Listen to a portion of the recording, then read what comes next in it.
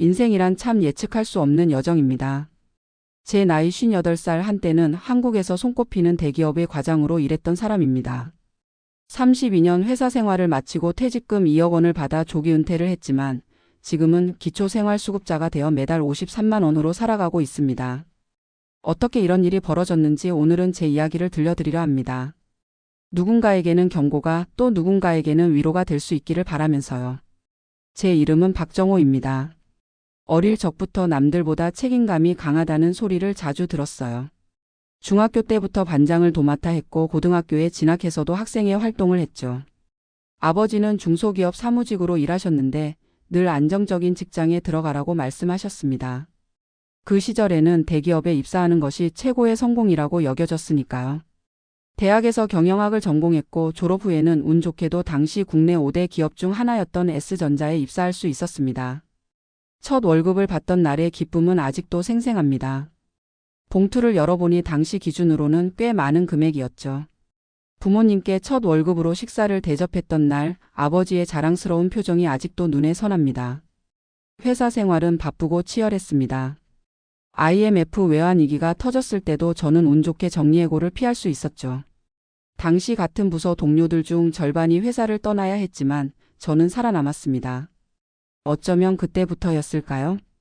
제 내면의 과도한 안도감과 함께 언제든 무너질 수 있다는 불안감이 공존하기 시작한 것이 이후 승진도 비교적 순탄하게 이루어졌습니다.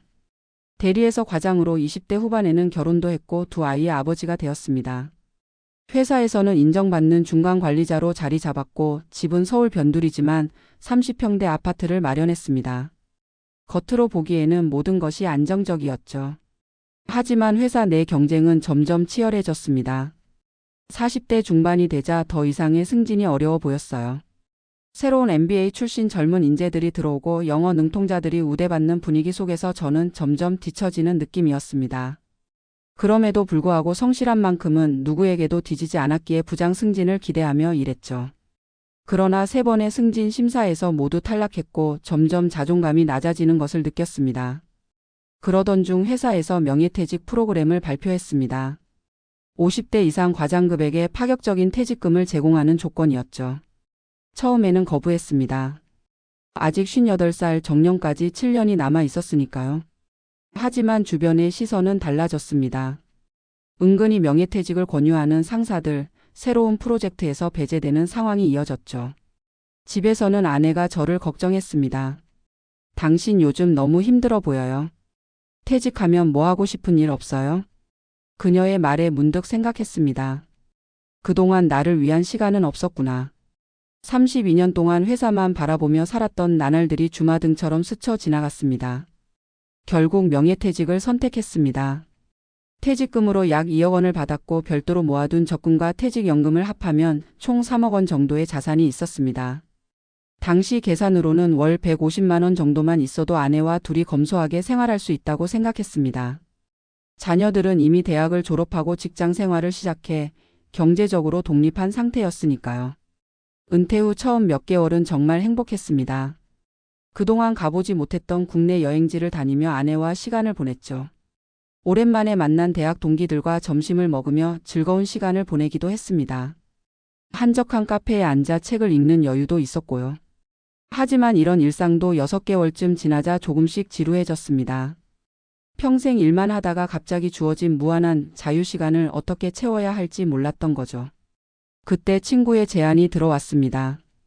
정호야, 요즘 실버타운 사업이 뜨고 있대. 우리 나이 때 준비하는 거 어때? 너도 투자해 볼래? 오랜 친구였던 그의 말에 신뢰가 갔습니다. 알아보니 실버타운 개발 사업은 고령화 사회에 맞춰 유망해 보였고 수익률도 괜찮아 보였습니다. 처음에는 5천만 원을 투자했습니다. 3개월 후 문서상으로 10% 수익이 발생했다는 보고를 받았고 추가로 5천만 원을 더 투자했죠. 친구는 점점 더 큰 투자를 권유했습니다. 지금이 골든타임이야. 정호, 너 같은 사람 많이 필요해. 이런 기회 놓치면 두고두고 후회할 거야. 결국 퇴직금의 대부분인 1억 5천만 원을 그 사업에 투자했습니다. 처음 1년간은 정말 괜찮았습니다. 매달 문서상으로 수익이 발생했고 몇 번은 실제로 배당금도 받았죠. 저는 제가 성공적인 투자자가 된 것 같아 뿌듯했습니다. 그러던 어느 날 친구에게서 연락이 두절되었습니다. 처음에는 바쁘다고 생각했지만 며칠이 지나도 연락이 없자 불안해졌습니다. 사업장을 직접 찾아갔을 때 충격적인 광경을 목격했습니다. 문은 굳게 닫혀 있었고 체납이라고 쓰인 종이가 대문에 붙어 있었습니다. 그제서야 깨달았습니다. 제가 투자했던 사업은 실체가 없는 유사투자 사업이었고 친구라고 믿었던 사람은 사기꾼이었던 겁니다. 경찰에 신고했지만 이미 그는 해외로 도주한 상태였습니다. 함께 투자했던 다른 피해자들도 30명이 넘었고 총 피해액은 25억 원에 달했습니다. 변호사의 말로는 돈을 돌려받기는 거의 불가능하다고 했습니다. 그날 밤 아내에게 모든 것을 털어놓았습니다. 여보 미안해. 퇴직금 대부분을 날려버렸어. 아내는 한동안 말을 잇지 못했습니다. 그리고는 오히려 저를 위로했죠. 괜찮아요. 우리 다시 시작하면 되죠.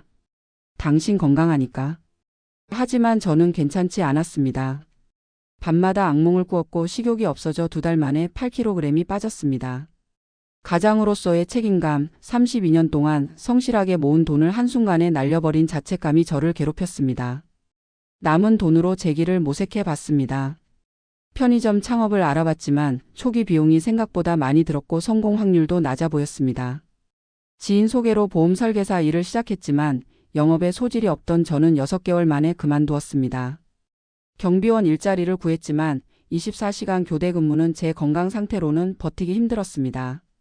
조금씩 우울감이 깊어졌습니다.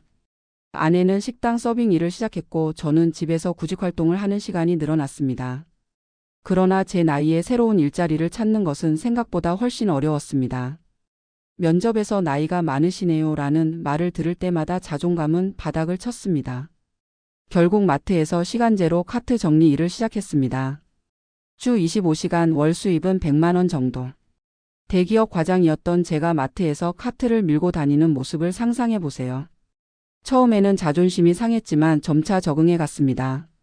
같이 일하는 70대 어르신들의 밝은 모습을 보며 오히려 배우는 것도 있었죠. 하지만 문제는 생활비였습니다. 아내의 월급 130만 원과 제 수입 100만 원으로는 월세, 관리비, 식비, 의료비 등을 감당하기 어려웠습니다. 특히 제가 당뇨 진단을 받으면서 의료비가 추가로 발생했죠.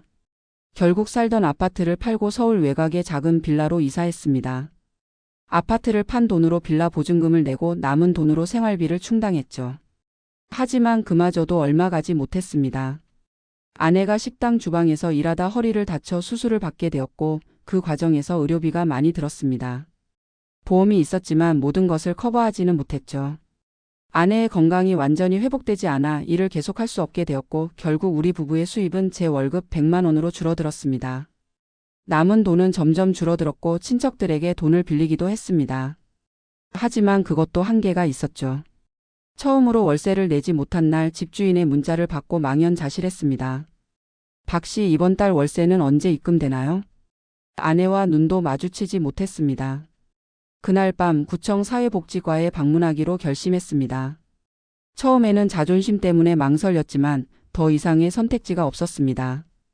처음 사회복지사를 만났을 때의 감정은 말로 표현하기 어렵습니다. 한때 대기업 과장이었던 제가 기초생활수급 신청을 하는 상황이 믿기지 않았습니다. 서류 작업과 조사 과정을 거쳐 마침내 기초생활수급자로 선정되었습니다. 매달 53만 원의 생계급여와 의료급여 혜택을 받게 되었고 주거급여도 일부 지원받아 월세 부담이 줄었습니다. 제 카트 정리 일의 수입과 합치면 겨우 살아갈 수 있는 금액이었죠. 받았던 충격 중 하나는 오랜 친구들과의 관계였습니다. 대기업에서 함께 일했던 동료들과는 자연스럽게 연락이 끊겼습니다. 한 달에 한 번 하던 동창회 모임에도 더 이상 나가지 않게 되었죠. 돈이 없어서라기보다는 제 상황을 설명하기가 부끄러웠기 때문입니다. 그들과 만나면 늘 듣는 질문이었죠. 퇴직하고 뭐해? 사업은 잘 돼?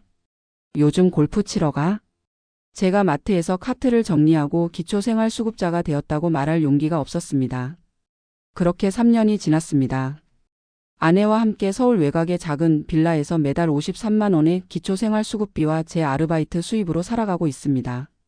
가끔은 예전 생활이 그립기도 합니다. 회사 회식 후 택시를 타고 귀가하던 날들, 아이들과 해외여행을 갔던 시간들, 비싼 레스토랑에서 가족 생일을 축하하던 순간들. 하지만 지금의 삶에도 소소한 행복이 있습니다. 아내와 함께 저녁을 준비하며 나누는 대화, 동네 공원을 산책하는 시간, 도서관에서 무료로 빌려온 책을 읽는 여유. 무엇보다 제게 가장 큰 깨달음을 준 것은 진짜 친구와 진짜 행복이 무엇인지 알게 된 것입니다. 어려워진 후에도 여전히 연락하며 가끔 소박한 식사에 초대해주는 몇몇 오랜 친구들이 있습니다. 그들은 제 상황을 알고도 변함없이 대해줍니다. 이전에는 보지 못했던 작은 것들의 소중함도 알게 되었습니다. 아침에 눈을 떠 아내의 얼굴을 보는 것, 날씨 좋은 날 동네 벤치에 앉아 햇볕을 쬐는 것. 예전에는 당연하게 여겼던 것들이 이제는 감사한 순간들이 되었습니다. 물론 여전히 어려움은 있습니다. 몸이 아플 때면 병원비가 걱정되고 자녀들이 명절에 찾아올 때면 용돈 한 번 제대로 주지 못해 마음이 아픕니다. 가끔은 미래에 대한 불안감도 찾아옵니다. 나이가 더 들면 일자리마저 잃게 될 텐데 그때는 어떻게 살아갈까 하는 걱정이 밀려오기도 합니다. 그래도 저는 하루하루 살아갑니다. 이제 돈보다 중요한 것이 있다는 것을 알게 되었으니까요. 건강, 가족, 진정한 친구. 이런 것들이 없었다면 저는 이 시간을 버티지 못했을 겁니다. 퇴직 후 돈 관리의 중요성을 절실히 깨달았습니다. 특히 고수익을 약속하는 투자에는 신중해야 한다는 것을요. 친구라도 돈 문제는 선을 그어야 한다는 것도 배웠습니다. 이제와 생각해보면 투자하기 전에 전문가의 조언을 구했어야 했습니다. 너무 쉽게 돈을 맡겨버린 것이 가장 큰 실수였죠. 또한 퇴직 후에도 건강이 허락하는 한 일을 해야 한다는 것을 깨달았습니다. 돈을 버는 것 이상으로 사회와의 연결고리를 유지하는 것이 중요했습니다. 은퇴 후 갑자기 할 일이 없어지면 정체성의 혼란을 겪게 된다는 것도 뼈저리게 느꼈습니다. 제 이야기가 누군가에게 교훈이 되었으면 합니다. 특히 퇴직을 앞둔 분들에게 말씀드리고 싶습니다. 퇴직금과 연금은 생각보다 빨리 소진됩니다. 단기간에 큰 수익을 약속하는 투자는 의심해 보세요. 은퇴 후에도 일할 수 있는 기회를 열어두세요. 자존심보다 현실적인 선택이 때로는 더 중요합니다. 제 경우처럼 기초생활수급자가 되는 것도 삶의 한 방법일 수 있습니다. 비록 예전에 화려했던 생활은 아니지만 최소한의 생계를 유지할 수 있다면 그것도 감사한 일이라고 생각합니다. 마지막으로 돈이 모두 사라져도 함께 남아주는 사람들이 진짜 소중한 사람들입니다. 아내, 자녀들, 몇몇 진실한 친구들. 그들이 있어 저는 여전히 살아갈 힘을 얻습니다. 이제 저는 과거의 실수를 뒤로하고 현재에 집중하려 합니다. 비록 경제적으로는 어려워졌지만 마음의 여유는 오히려 더 커진 것 같습니다. 돈이 많던 시절에는 보지 못했던 소소한 행복들을 이제는 발견하게 되었으니까요. 요즘은 무료 복지관 프로그램에 참여하며 새로운 취미도 찾아가고 있습니다. 민화 그리기를 배우기 시작했는데 의외로 재능이 있다는 강사님의 칭찬에 소소한 기쁨을 느끼기도 했습니다. 아내와 함께 복지관 봉사활동에도 참여하고 있습니다. 저보다 더 어려운 이웃들을 돕는 과정에서 제 삶에 대한 감사함도 커졌습니다. 하루하루가 여전히 쉽지는 않습니다. 경제적 어려움은 계속되고 건강 문제도 신경 쓰이지만 그래도 이제는 삶을 바라보는 시각이 달라졌습니다. 잃어버린 돈을 후회하기보다 남아있는 것들에 감사하는 법을 배웠습니다. 제 이야기가 어떤 이에게는 경고가, 또 다른 이에게는 위로가 되었으면 합니다. 인생은 예상치 못한 방향으로 흘러갈 수 있지만 그 속에서도 의미와 가치를 찾을 수 있다는 것. 그것이 제가 58살 전직 대기업 과장에서 기초생활수급자가 된 지금 전하고 싶은 메시지입니다.